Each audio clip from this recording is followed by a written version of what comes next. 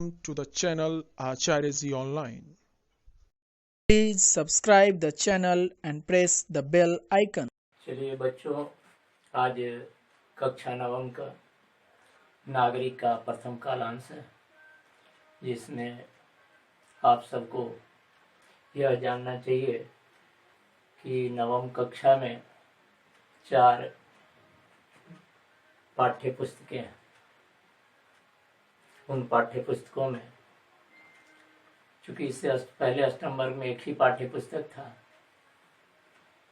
पहला है समकालीन भारत, जिसको आप भूगोल के नाम से जानेंगे। दूसरा है भारत और समकालीन विश्व, जिसका इतिहास से परिचित होंगे आप। तीसरा अर्थशास्त्र। चौथा लोकतांत्रिक राजनीति भाग 1। तो लोकतांत्रिक राजनीति भाग में इसकी प्रस्तावना यानी आमुख पर विचार करेंगे। शिक्षा बाल केंद्रित होना चाहिए, क्योंकि 1986 का शिक्षा आयोग का जो प्रतिवेदन था उसी को आगे बढ़ाते हुए 2005 में शिक्षा एनसीईआरटी ने जो है शिक्षा को बाल केंद्रित और हो, इस पर और विशेष जोर डाला। और उसने पाठ्य पुस्तक में भी संशोधन किया। तो पाठ्य पुस्तक में जो संशोधन किया उसमें पूर्व की कक्षाओं में क्या हो, बच्चे व्यवहार के रूप में जुड़े उससे, यह कैसे संभव है, कैसे इसे संभव बनाया जाए, इस पर विचार हुआ।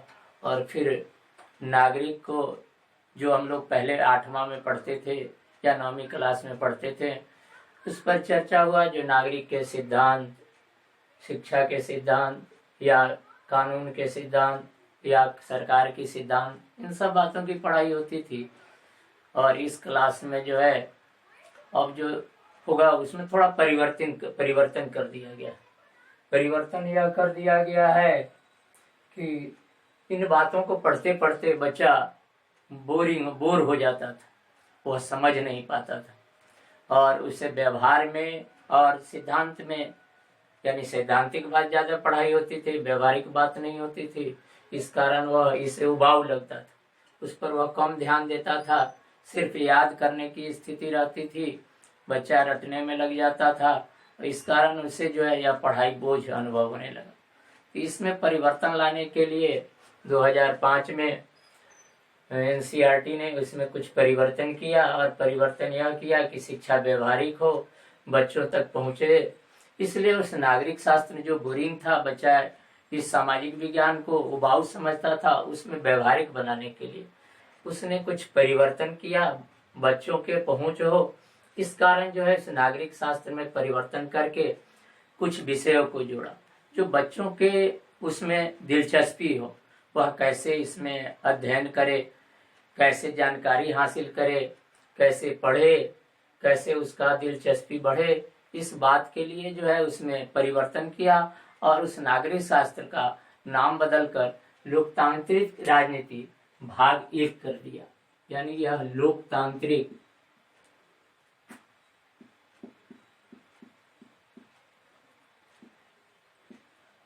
राजनीति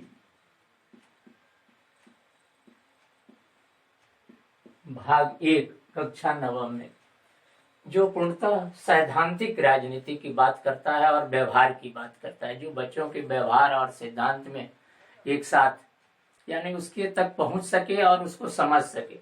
इसके लिए इसमें जो है बहुत अध्ययन किया गया और माने जो है उस विषय को रखा गया। और इसका पहला अध्याय जो है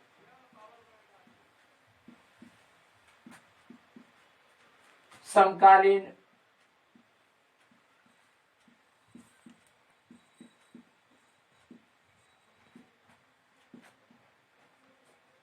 विश्व में लोकतंत्र। इस लोकतंत्र को समझें उससे पहले, अब लोकतंत्र को पहले जो है इन पाठों में कैसे हम समझेंगे, इसके लिए जो है उस पाठ को तैयार करने में पाठ को विभिन्न खंडों में बांट दिया गया है। और जैसे समकालीन विश्व है, अध्याय 1 इसका परिचय। और परिचय यानी उस पाठ के अंतर्गत क्या क्या है, यानी उस पाठ को कैसे अध्ययन करेंगे, क्या उसमें आपको प्राप्त होगा, इसकी जानकारी दी गई। और इसको इसलिए हर बच्चे को परिचय के बारे में, यानी उस पाठ का जो परिचय है उसको जरूर अध्ययन करना चाहिए। 1-2 बार पढ़ना चाहिए। पाठ पढ़ने से पहले उसको ठीक से समझना चाहिए, फिर आप विषय को समझ पाएंगे। पाठ 4 खंडों में बटा रहता है, या हो सकता है 5 खंडों में बटाओ, फिर उपखंडों में बटाओ। और उस उपखंडों में आपको जो है उसके जो दाहिने और बाएं भाग है, जो हाशिया है, उसमें बॉक्स बना है और बॉक्स में कुछ विषय दिए गए हैं।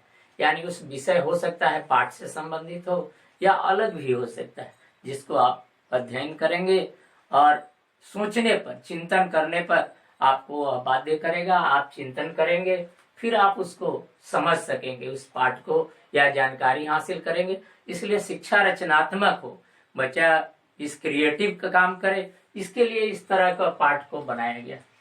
तो अब लोकतंत्र को समझने के लिए, लोकतंत्र आया कैसे, इससे पहले समझने के लिए हम सरकार के प्रकार,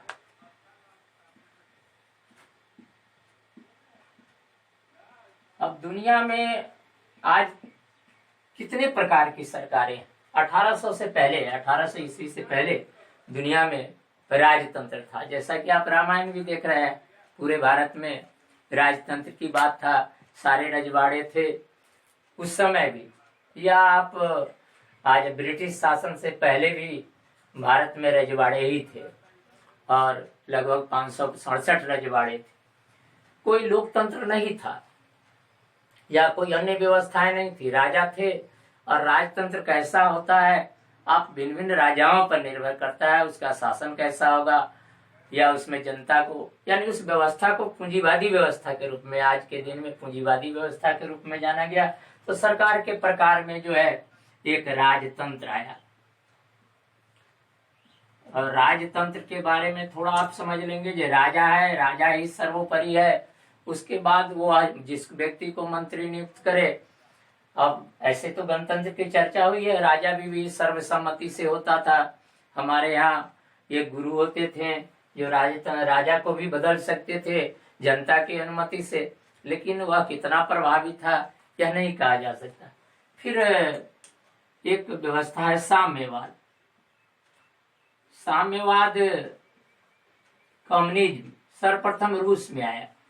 मार्क्स के बाद, मार्क्स ने पूरे दुनिया में अपना एक विचार दिया, उसने पुस्तकालय में अध्ययन किया, 25 वर्षों तक अध्ययन के पश्चात उसने सिद्धांत दिया। और वह सिद्धांत वैज्ञानिक समाजवाद का प्रवर्तक यानी मार्क्स, जिसने पूरे दुनिया को हिलाकर रख दिया, उसने एक वाद चलाया, वाद यानी सिद्धांत।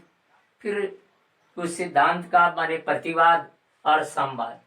खैर ये अलग हम लोग समझेंगे।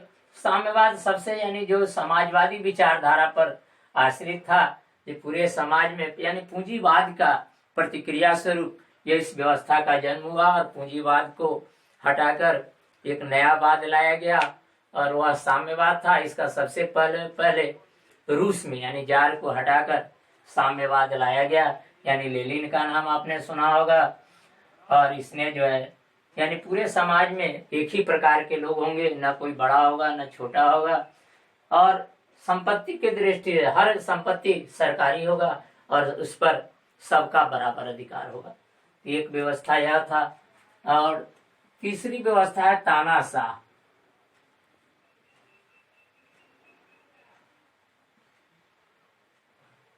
तानाशाह या सैनिक शासन। इस सैनिक शासन में नहीं, या तानाशाह होगा जिसमें नागरिकों की कोई आजादी नहीं होगी। वह तानाशाह पर निर्भर करता है, वह बड़ी क्रूर शासक होगा। जहां जहां भी माने राजतंत्र भी हो सकता है या सैनिक शासन भी हो सकता है।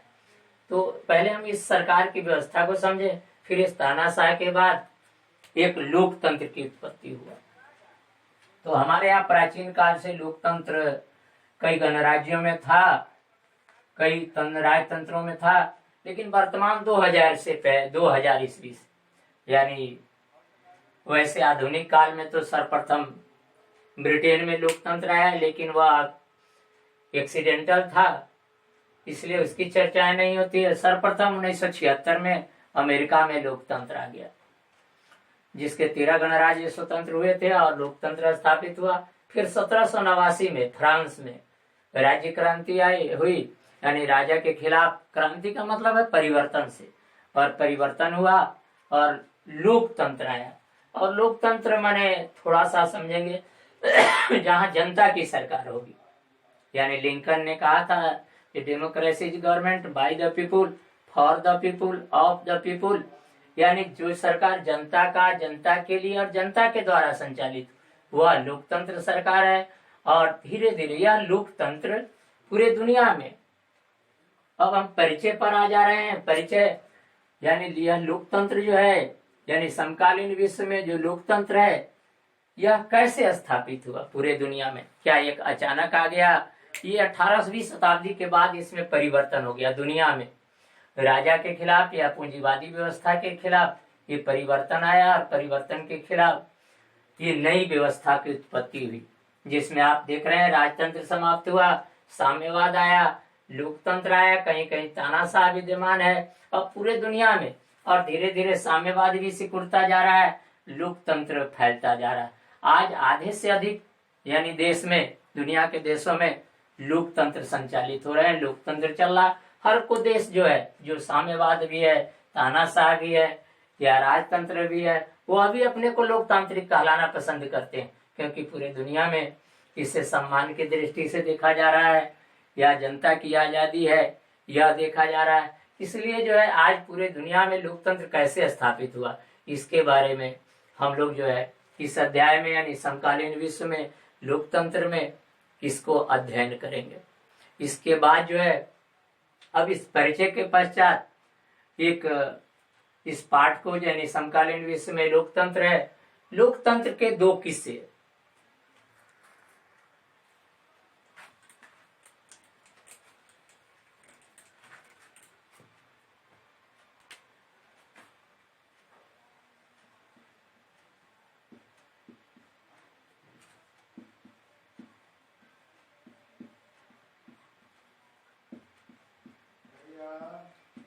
दो किस्से में पहला चिले, दूसरा पोलैंड।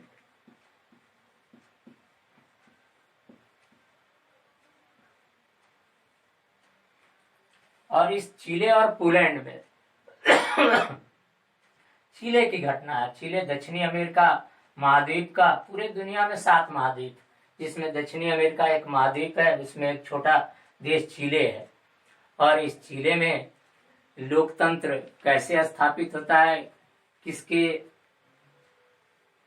नेतृत्व में स्थापित होता है, इस घटना की चर्चा करेंगे। इससे पहले एक भाषण है चिले के राष्ट्रपति, जो 1970 में सल्वाडोर आयेंदे, जो सोशलिस्ट पार्टी के संस्थापक थे, पॉपुलर यूनिटी नामक गठबंधन बनाया था। तो अब गठबंधन समझ लीजिए, पूरी दुनिया में गठबंधन से क्या मतलब है, अलायंस से क्या मतलब है, गठबंधन कैसे बनता है, यानी राजनीतिक दल है। लोकतंत्र है तो राजनीतिक दल है, और कई राजनीतिक दल है। अब चूंकि उसमें अलग अलग तरह के देश है, अब लोकतंत्र में 2 प्रकार के है, प्रत्यक्ष लोकतंत्र, अप्रत्यक्ष लोकतंत्र। तो प्रत्यक्ष लोकतंत्र में सिर्फ स्विट्जरलैंड है, अप्रत्यक्ष लोकतंत्र में अमेरिका है, भारत है। तो यह प्रत्यक्ष लोकतंत्र में भी 2 तरह के हैं, अध्यक्षीय प्रणाली और संसदीय प्रणाली। तो अमेरिका अध्यक्षीय प्रणाली के अंतर्गत आता है, जहां राष्ट्रपति है, वहां जो है संसद की या सीनेट की कोई ज्यादा महत्व नहीं है, और हमारे यहाँ संसदीय प्रणाली।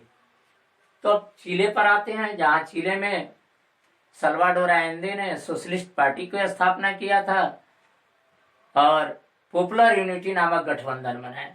यह गठबंधन यानी 2 से अधिक राजनीतिक दल जब मिलकर एक नया दल उत्पन्न कर बनाता है, उसे गठबंधन कहते हैं। और 1970 में आयेंदे ने जो है सत्ता संभाला, और सत्ता संभालने के पश्चात उसने जो है सर्वप्रथम गरीबों के लिए कुछ कार्यक्रम चलाए। उन गरीबों के लिए सर्वप्रथम भूमिहीन किसानों को भूमि दिया, शिक्षा प्रणाली में सुधार किया, गरीब बच्चों को मुफ्त दूध दिया। इसके जो पॉपुलर यूनिटी गठबंधन था, वह देश से जो कच्चा पदार्थ था यानी तांबा, उसको जो विदेश जाता था उसे बंद कर दिया। परिणाम यह हुआ, इस जो चुनी हुई सरकार थी, आइंदे की जो सरकार थी, जो आइंदे चिले का राष्ट्रपति बना, पहली बार वहाँ लोकतंत्र स्थापित हुआ। इसके खिलाफ वहाँ की माने चर्च उस समय यूरोप में ज्यादा शक्तिशाली था। यूरोपियानी पादरी और जमींदार यानी पूंजीपति वर्ग और अमेरिका, इन चिले के इस कार्यक्रम से प्रसन्न नहीं था, वह काफी नाखुश था। इस कारण लोकतंत्र पर संकट गहरा गया और 1973 का सैनिक तक था पलट। और ये यानी साल्वाडोर अलेंदे की जो सरकार थी, उसके साथ क्या घटना घटती है। पहली बार तो लोकतंत्र स्थापित हो गया और इस घटना में क्या घटती है इसके बारे में मैं चर्चा करूं। इससे पहले आप क्या करें, दुनिया के नक्शा में देखें जो चिले कहाँ माने अवस्थित है और चिले से मिलता जुलता राज्य हमारे भारत में कौन सा राज्य है, उसको आप मैप जरूर देखिए और उसका नाम लिखिए। फिर दुनिया भारत के मैप यानी जो भारत में जो घटनाएं घटती है, प्रतिदिन जो समाचार पत्र आ रहा है, उन समाचार पत्र को पढ़िए। भारत में और दक्षिणी अमेरिका माने जो है उस महाद्वीप में क्या क्या घटनाएं घटती है, एक सप्ताह या 15 दिन के उन घटनाओं को आप नोट कीजिए और लिखिए और उसको काट कर रखिए।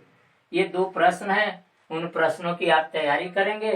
फिर अगले कक्षा में आपको इसको और बताया आगे बढ़ाया जाएगा।